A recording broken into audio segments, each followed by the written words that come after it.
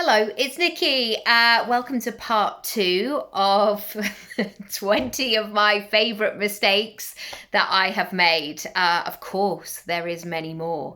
20 is just scratching the surface because I'm a human being. I'm nearly 42 and this is life. This is business, my friends. And my feeling is on this, I'm happy to share because I've healed these things and I've moved beyond them and it's all groovy.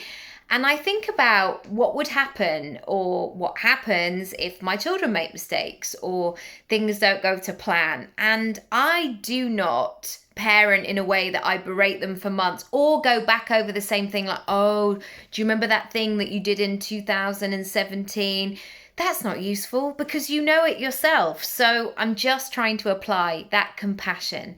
And basically, if you are making mistakes, if you are learning lessons, it probably means you're doing something, which is no bad thing. You're taking action and you don't get to make the mistakes if you're just sitting at home quietly. So let's kick off with lesson number 5 today, which is about money. So when I began coaching, we, of course, started talking about pricing and what you should offer and how much as a new coach you could expect to charge. And I remember one of the tutors saying, I charge 300 quid an hour. And that knocked my socks off, to be honest, because at that stage, what was I, 29 or maybe just turned 30? I was not earning 300 quid an hour, like so far away from that. And I just couldn't quite get my head around it, like £300 per hour. Now, of course, I didn't take into account any of the other things. So the £300 is not profit. And just because it's an hour of your time, it's actually not an hour of your time because it's, the marketing and all the other stuff alongside running a business. But it really opened my eyes. And yet when I came to price myself, I found myself in this tricky spot where I kept comparing what I wanted to charge per hour to like the minimum wage or what was acceptable. And that really held me back for a long time because I was really, really cheap for a long, long time. And when I was really cheap, I always felt like I was over delivering. And then what would happen is that people would come back with these amazing results. And I'd think, why did I charge that? Because actually they have got such a return on investment. And so that, my friends, has been 10 years in the making. And here is the lesson that I want to share with you. When people book you, they are not just booking you for the hour. They are booking you for all of the free content that you've given. They are also paying for that ripple effect. So I now have 10 years of data. I now have people who come back to me after 5 years and say, I'm so glad that I did that hour session with you. I have now changed and I am running my business and I had that third baby that I really wanted to because the corporate job was just never going to be as flexible and now we've made it work, etc., etc. And I just think, that's so great because the outcome has not just been what we did in that hour. It's flourished and blossomed year on year on year. So that's one thing to consider. The second thing is that I am and you are really good at what you do. And it's almost like a chef would be able to do, essentially. You might open your fridge and go, we haven't really got anything in for dinner. And they might go, like the ready, steady cook thing. They go, well, you've got half a pepper here and you've got some tomatoes, you've got a bit of cheese. Oh, let's get some pasta. Like they can make a meal very quickly. And I can do that with somebody's personal brand, somebody's portfolio career. I can see it and I can almost again like those Rubik's Cube competitions where suddenly somebody goes, oh, right, and then 3 seconds and it's done. So people are paying for all of that experience that I bring to the table. So when you're thinking about your pricing, please don't undercharge. Please don't get to that point where again and again you're going, oh, I just feel like I over-delivered there. Oh, I feel like I'm too cheap. If you feel like you're too cheap, you definitely are. Number 6, where are we going next? Oh, here we are. And maybe this is linked actually to overall playing small. Lesson number 6, I was really timid. I was very polite. I was very tentative, I guess. And this is way before kind of, I guess, official cancel culture or anything like that. But I felt like I was tiptoeing around situations. And you know, when you go to a restaurant and the waiter comes over and they might say, is there anything else I can get you? And they're so kind of preoccupied, like trying to be a nice person and not to interrupt the conversation, that they actually miss that there are loads of plates that need to be cleared away, as in like everybody's finished their main course, and that's the thing that they need to do. And that is what was happening in my business. I was so timid. I was like so shy and kind of tiptoeing around the situation. And what I needed to do was to get in there and do what needed to be done, as in, how can I be most valuable? What do I need to do? So what I did, and this is showed up in my copy, in my website, in the way that I spoke about my business, I underplayed, I undercharged, I undersold, and I overdelivered. And then I wondered why I had moments of like feeling completely burnt out and not feeling like I'd earned the money that I was deserving of for all the hard work. Like I'd get to Friday and I'd still kind of look at my bank account and go, it's not that inspiring. And so I had to do a lot of work around that. And I also had to look at why I was being timid and why I wasn't showing up and standing in my power and all of those things. There's a fantastic book that I read actually called Playing Big by Tara Moore. And that was one of those, and all the Brené Brown books are great, where they are basically saying, come on, step forward, step up. We are ready for you. Stop this messing about and like standing on the edge and tiptoeing around. Get in there. And again, we see it like when I watch my son play football, there are some who are like, oh gosh, I won't get too close to the ball, like just in case it's like you have to go for the ball. That's the whole point. That's how you're going to score goals. Bit of football knowledge there for you. Sorry. Okay, number 7. Let's talk about goals. So all of the goals that I came across and the goal setting workshops, like I did hundreds of them. I went to them all.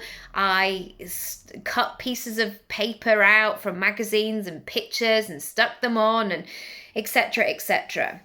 And I really focused on the big picture things. Now, that's not to say that was not useful, because it was. Like, I really had to think about what I wanted from my life. And I think because I chose something a bit left field to be an actor, so many of my friends, in fact, like I didn't know any actors, so everybody else was doing something quite different. And there have been many times in my acting career over the last 20 years when I've had to, or I've decided to explore, like, really, do I want to keep doing this? Is there something else that I could do? Do I completely retrain and like chuck this acting in the bin? And the answer is always no. It's always no, because when I think about the vision, I cannot imagine not having that piece, that creative output in my life. And so when I come back to that, that's almost like my North Star. So things like having children, what I wanted my day-to-day life and schedule to look like, I had big ideas about how I wanted to create my own schedule. I always wanted to have space so I could change and chop things about and, go and have a cup of tea with my mum if I wanted to, or be able to help somebody out, or I don't know, like life stuff sometimes. Sometimes it's not all like cups of tea with your mum. Sometimes it's like I need to get to that appointment, and I'm really glad that I don't have to ask a boss, that I can just go. Like with my pregnancies, for example, when I was pregnant with Luna, they thought she had some complications, and I was in that hospital a couple of times a week, I would say. I had at least 40 appointments with my pregnancy with her. And so I was so grateful that I could be flexible within my business in order to do that. And so those things were really important, like knowing that, again, London is an expensive place to own a home. And we explored that. Like, do we move out of London? Do we do something different? And again, it was always coming back to this is where we want to be. And so the vision board is fantastic for that. But you must also incorporate the smaller goals. And this is something that I did not pay enough attention to.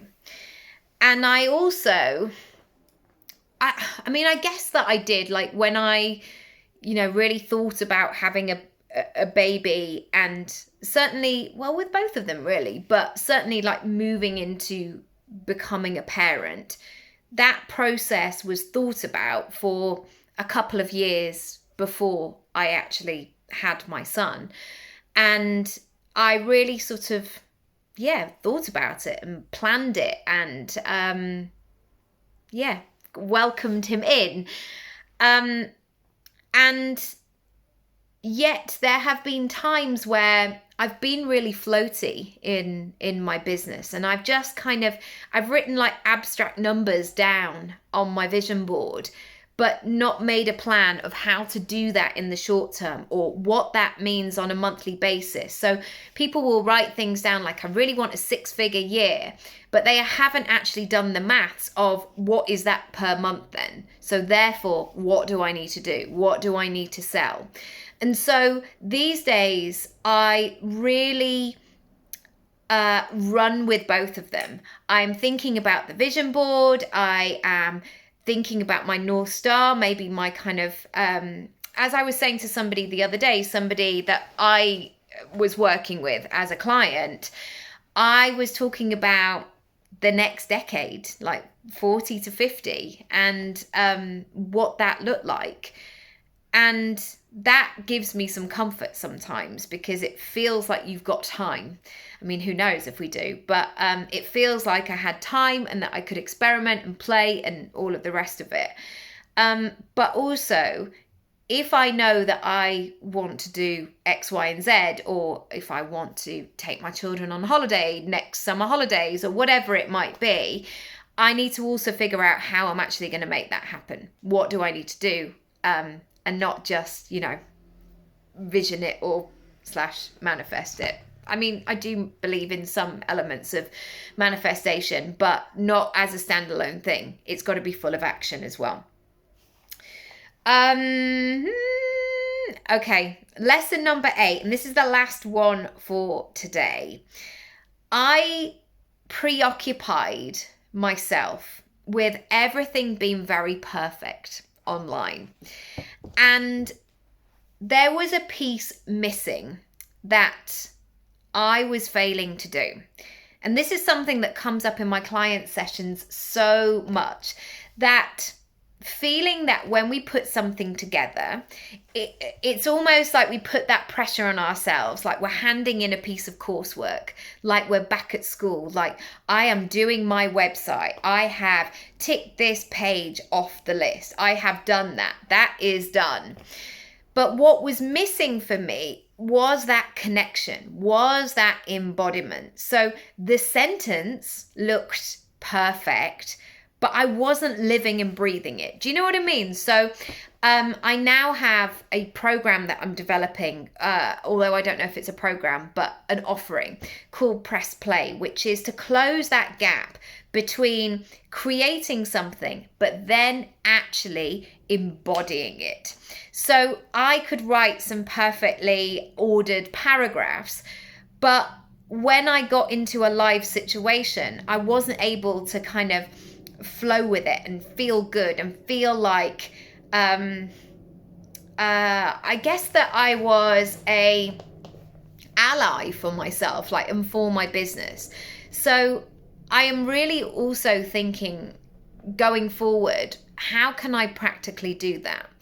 So, for example, if I am saying I am somebody that, women supporting women or mums supporting mums, I'm just using an example as a general phrase there. You really have to think about what that means when you're embodying that as your personal brand.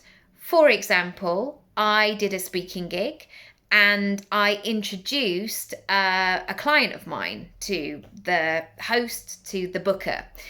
And I got paid for this speaking gig. And when my friend was offered to do the same speaking gig, there was a bit of a like, oh, it's exposure, it's this, it's expenses. And she came back to me and I said, it's not exposure, it's not expenses. This is a paid gig. And because she knew that I had done this, that's when she said, oh, okay, right, I need to go back. And she did then get paid what she deserved and what she needed and the going rate for that situation. And so that's what I want to share as a final point today about embodying.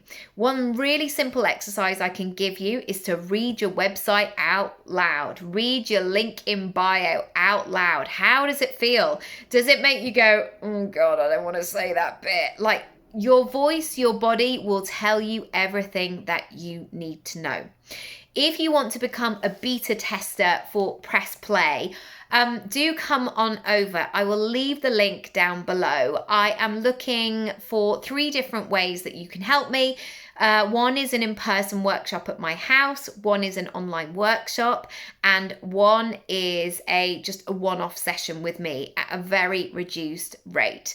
I am in testing mode. I want to do all my testing by September the 23rd. So if that's you, if you want to work on this embodiment, confidence, like being able to go live and do all of the things, let me know. But that's it for today. I will see you tomorrow for part 3. Bye.